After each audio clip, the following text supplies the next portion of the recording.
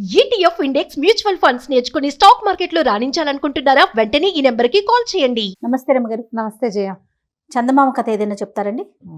విచిత్రమైన వ్యాధి కథ చెప్తాం. వ్యాధుల్లో టైటిలే చాలా విచిత్రంగా ఉంది రమ్మగారు. వ్యాధుల్లో విచిత్రాలు ఉండవు. కొన్ని జబ్బులే ట్రికీగా ఉంటాయి. కొంతమంది ట్రికీ బిహేవియర్ తో దాన్ని జబ్బుగా పరిణమింప చేసుకుంటారు. ఈ మధ్య కాలంలో అయితే మరీ ఎక్కువైపోయినాయండి కదా. అసలు అది ఎందుకు వస్తుందో తెలీదు.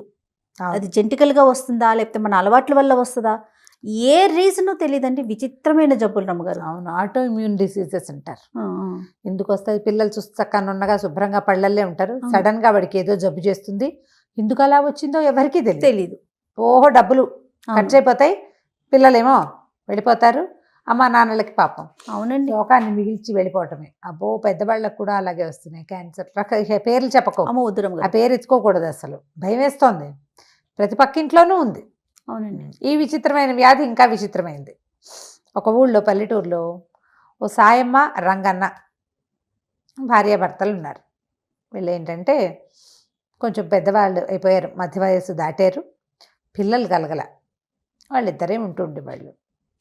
ఏదో చిన్న పొన్న వాదనలు మొదలుపెట్టి చిలికి చిలికి గాలివానయ్యి ఆ రంగన్న పెళ్ళాన్ని 4 కొట్టి రుసరుసలాడుతూ బయటికి వెళ్ళిపోయేవాడు. ఎప్పుడూ దెబ్బలు తినేది. మళ్ళీ సాయంత్రం మామూలుగానే ఉంటాడు. ఓకే. ఈ దెబ్బలు తిని తిని తిని ఒక దశలో అనిపించిందంటే ఎప్పుడైనా వీడిని కూడా చితకొట్టిచ్చేయాలి. ఇటీవల కాలంలో ఈ మాటలు వింటున్నాం. ఒకసారి పోలీస్ స్టేషన్లో పెట్టి ఉతికిచ్చేసేయాలి అని భర్తలను ఉతికించాలని భావించే భార్యలు ఇప్పుడు కనపడుతున్నారు బాగా. పాతకాలంలో కూడా ఉండేవాళ్ళు. ఎవరైనా సరే వీడిని తంతే గానీ ఆ తన్నుల నొప్పేంటో వీడికి తెలియదు. ఇంత వయసు వచ్చింది, ఇంకా నేను దెబ్బలు తినాలా అలా అనిపించేది. ఊరికే కొట్లాడుకునేవాళ్ళు. చివరికి అది 4 దెబ్బల్లో పరిణమించి గొడవ సద్దుమణుగుతూ ఉండేది. ఒకనాడు ఇలాగే ఏదో భార్యాభర్త మాట్లాడుకుని ఆయన పెళ్ళాన్ని కవ్వించి 4 పిడిగుద్దులు గుద్ది అడవికి కట్టెలు కొట్టుకురావడానికి వెళ్ళిపోయాడు. ఆవిడ ఎప్పుడెప్పుడు అని చూస్తున్న అవకాశం ఆ రోజు వెతుక్కుంటూ వచ్చిందనమాట. ఏమైంది? అటాగా రంగన్న అటు వెళ్ళిపోయాక ఒక అరగంట గంట తర్వాత ఈవిడేదో మెల్లిగా లేచి ఇంట్లో పని చేసుకుంటుంటే జమీందార్ గారి పని వాళ్ళు ఒక 4 వచ్చారు. మంచి ఆజాన్ బాహులు, పాలేళ్ళు జమీందార్ గారి దగ్గర ఇంట్లో ఉన్నారు. వీళ్ళ వాకిలు ఎలా ఉందంటే వీళ్ళ ఊళ్ళోకి ఎంటర్ అవుతుండగా ఉన్న మొదటి గుమ్మాలలో వీళ్ళదొకటి. వాళ్ళు ఊళ్ళోకి వచ్చి మిగిలిన గుమ్మాలు కాస్త గడియలు పెట్టున్నాయి బయట వైపు, పొలం పనులకు వెళ్ళిపోయి. ఇక్కడ పొలం పనులు లేవు వీళ్ళకి. ఆయన కొట్టలు కొట్టడానికి వెళ్ళాడు, ఈవిడ ఇంట్లోనే ఉంది. గుమ్మం జారేస్తుంది. దాంతో తలుపు కొట్టారు. కొట్టి ఈ ఊళ్ళో ఎవరైనా చిట్కా వైద్యులు ఉన్నారా అని అడగడానికి వచ్చారు. ఏమిటంటే జమీందార్ గారి అమ్మాయికి ఏదో విచిత్రమైన వ్యాధి వచ్చింది. ఆ వ్యాధికి గుణం కనపట్టాల ఎంతమంది వైద్యులు వచ్చినా. అందుకని ఏదైనా చిట్కా వైద్యం ఫలిస్తుందని ప్రతి ఊరికి 4 సైనికులను చొప్పున పంపారు. ఒక 4 రాజాను బాహువులు, మంచి పుస్తీలు గిస్తీలు, బ్రహ్మాండంగా మీసాలు, వాళ్ళు దుడ్డుకర్రలు, మనుషులు జమాజట్టిల్లాగా ఉన్న వాళ్ళని చూసేసరికల్లా ఈవిడికి ఉత్సాహం వచ్చింది. లేకేం బాబు, చక్కగా వెతుక్కుంటూ మా ఇంటికి వచ్చారు. మా ఆయనే బ్రహ్మాండ వైద్యుడు, మామూలు వైద్యుడు కాదు, ఘనాపాటి అనుకోండి. అసలు మొన్న మీరు నమ్మరు, మా పూజారి గవరయ్య గారి అబ్బాయి గుడిగోపురం నుంచి పడ్డాడు, కాలు మెలికబడిపోయి బిడ్డ నేల గరుచుకుపోయాడు. మా ఆయన ఏదో ఇంత తైలం ఎక్కడి నుంచి తెచ్చాడో పట్టించి రుద్దితే పిల్లాడు చూస్తూ ఉండగా కోతి పిల్లలే ఒక్క ఎగిరి లంఘించి ఎక్కేశాడు గోపురానికి మళ్ళీను. అట్లాంటి వాడు. అసలు చిట్కా వైద్యం అంటే మా ఆయన తర్వాతే ఇంకెవరైనా వీళ్ళ దగ్గర దొరికించడానికి చేసిందనమాట. వాళ్ళు ఏమన్నారు, ఏడమ్మా ఎక్కడున్నాడు అనేసరికల్లా కట్టెలు కొట్టుకు రావడానికి వెళ్ళాడు బాబు అని అన్నాక నాలికి కొరుక్కుంది. వైద్యుడు అని చెప్తూ ఏమని చెప్పాలి, మందులు మూలికలకి అని చెప్పాలి. చెప్పేసింది కదా. చెప్పేయంగానే వాళ్ళు అన్నారు, అదేంటమ్మా అంత ఘన వైద్యుడు అంటివి, ఆయన అటైట వెళ్ళాడు, కట్టెలు కొట్టడానికి ఇంకెవరు లేరా ఏమిటమ్మా అంటే, అదేనండి మా ఆయన వింత, మా ఆయన భలే విచిత్రంగా ప్రవర్తిస్తాడు, అచ్చు కాపల్లే ప్రవర్తిస్తాడు, తల గుడ్డ కట్టుకుంటాడు, పంచెగ్గడతాడు, పొలం కాపులు ఎట్లా పనిచేస్తారో అట్లా చేస్తాడు. అసలు ఒక్కొక్కళ్ళకైతే మాటామంతి లేకుండా వెళ్ళిపోతాడు. ఆయన కొంచెం కోపిష్టివాడు కదా, ఎవరైనా కనపడితే మొహం మార్చుకుంటాడు, కోపిష్టివాడిగా ఉంటాడు. దానికి తోడేమో ఈ మందులు మాకులు ఇవ్వకుండా కూడా వెళ్ళిపోతుంటాడు. వైద్యం చేయించుకున్న వాళ్ళతో కూడా మాట్లాడు. ఇవాళ రేపు పెద్ద వయసు వచ్చేసరికల్లా అట్లాంటి లక్షణం వచ్చింది, కానీ వైద్యం మాత్రం ప్రచండంగా అఖండంగా చేస్తాడని బాగా ఎక్కించింది. వీళ్ళు అన్నారు, సరేలేమో ఏ పక్కకి వెళ్ళాడు చెప్పు, మేము పోయి వెతుక్కొస్తాం. మనిషి ఎంతవాడు ఏంటంటే 50 దాటిన వాడు, ఓ ఇట్టా అట్టా ఉంటాడని, ఓ పంచె కట్టుకుని ఉంటాడు, కట్టెలు కొడుతుంటాడు, వెళ్ళండి. వీళ్ళేమో ఆయన వెతుక్కుంటూ పోయారు.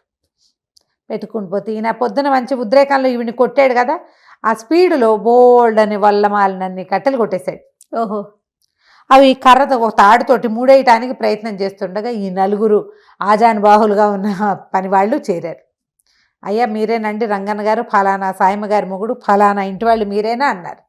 నేను అవునో కాదో చెప్పాలంటే ముందు మీకు ఏం పని మీద వచ్చారో మీరు చెప్పండి అంటే, మీ దగ్గర వైద్యం చేయించుకోవడానికి వచ్చామండి అన్నాడు. వైద్యుడిని అయితే నేను కాదు, సాయమ్మ మొగుడిని అయితే నేనేనన్నాడు. అనేసరికల్లా ఆవిడ ముందే ఇచ్చిందిగా హింటు, నేను వైద్యుడిని కానంటాడని. వైద్యం చేయనంటాడు కానీ చేస్తాడు అని. బాబు అట్లా కాదండి, జమీందార్ గారు అమ్మాయికి చాలా జబ్బు చేసింది, మీరు వచ్చి మీ చిట్కా వైద్యంతో పిల్లని రక్షించాలి, జమీందార్ గారు చాలా కష్టపడుతున్నాడు, బోళ్ళంత డబ్బిస్తారు, ఎంతమందో వైద్యులను చూసాం, పిల్లకి గుణం కనపడలేదు అనేసరికల్లా ఈయన ఏమనుకున్నాడు, సరే ఫోన్లే అదేంటో వెళ్ళి చూసొస్తే సరిపోతుంది కదా, ఏమైతే అదైందని మరి మోపు ఎత్తుకోండి అంటే వాళ్ళు నలుగురు చిన్న చిన్న మోపులు చేసి తలా ఒక మోపు ఎత్తుకొచ్చారు. 4 మోపులు ఇంటి దగ్గర పారేసి ఆ నలుగురు పెద్ద మనుషులతో కలిసి ఈ సాయి రంగన్న గారు పోయాడు. వెళ్ళేసరికల్లా జమీందార్ గారు చేతులు నలుపుకుంటూ తిరుగుతున్నాడు అటు ఇటు. మా పిల్లకి అస్సలు బాగోలేదు, మాట పడిపోయింది ఉన్నట్టుంది. ఎంత వైద్యం చేసినా మాటే రాలా, పిల్లకి మిడిగుడ్లు పడ్డాయి, అట్లా చూస్తూ ఉంటుంది, నోటి నుంచి మాట రావట్లేదు, మీరే ఏదైనా చెయ్యాలన్నాడు. ఈయన ఏం చేశాడు, కాస్త ఆలోచించి శరీర తాలూకు నిర్మాణము, ఆ జబ్బులు, వాటిని గురించి ఒక స్పీచ్ ఇచ్చాడు గంభీరంగా ఇస్తే ఈయన ఆశ్చర్యపోయాడు. చూస్తే మనిషి బాగున్నాడు, 50 ఏళ్ళు దాటాడంటే ఏదో పిచ్చి వేషాలు వేయడు, మంచివాడే అయి ఉంటాడు. కాకపోతే ఈయన ఇచ్చిన స్పీచ్లో కొన్ని తేడాలు ఉన్నాయి.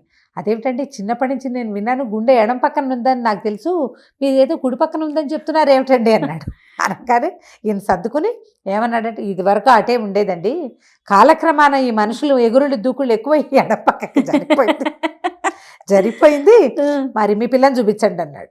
ఆ పిల్లని చూపించేసరికల్లా లోపలికి వెళ్తే ఆ పిల్ల చక్కగా అందంగా చిలకలాగా ఉంది, అదే పనిగా చూస్తుంటే ఏం చెప్పినా ఏమిటి అదేం మాట్లాడదే, నవ్విచ్చినా నవ్వు మాటలు మాట్లాడినా మాట్లాడాల. ఈయన అన్నాడు, ఓ పని చేయండి, మరి వైద్యం సంగతి నేను చూస్తాలేండి, చక్కగా అన్నం ఉండలు చేసి మజ్జిగలో ముంచి తినిపించండి, అన్నపు ఉండలు మజ్జిగలో ముంచి తినిపించండి, చిలకలకు పెట్టే ఆహారం అదే, చిలకలకు కనుక అట్టాడి తిండి పెడితే శుభ్రంగా మింగేసి చక్కగా మాట్లాడే చిలకలాగా మాట్లాడుతుంది మీ అమ్మాయి కూడా, మజ్జిగానం పెట్టండి, అదే వైద్యం అన్నాడు.